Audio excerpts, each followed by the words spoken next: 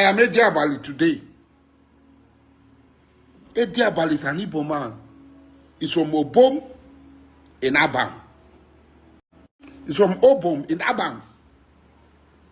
From there, his family went to Obosi in Anambra State before they came to New Kalabari. He's an Igbo man. I am Ediabali. So when somebody says Igbo, all this, no, I am, yes. The name I answered today, the stool on which I sit today, which was created as one of the first working houses to be created, in fact, among the first 5 to be created in Kalabari land. Ediabali became the richest man of his time. He's an Igbo man, 100%. And he never denied being an Igbo man. So I, his worthy descendant, will not deny. I have my disagreement with Igbo, but I cannot.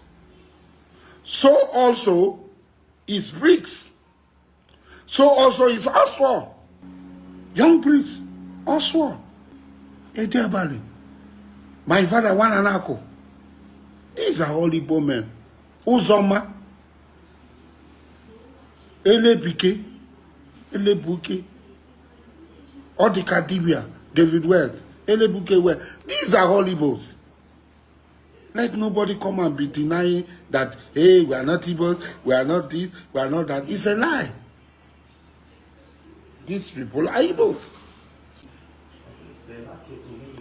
So, like I said, I am historical correction officer. We have to tell our children our history. True. And leave this falsehood. We should not be ashamed of who we are.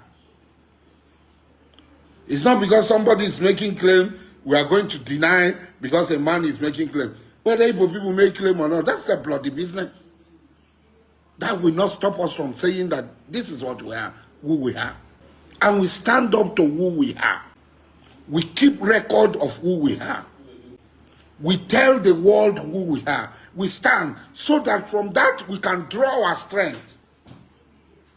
We can become who we really are. Today everybody is fabricating.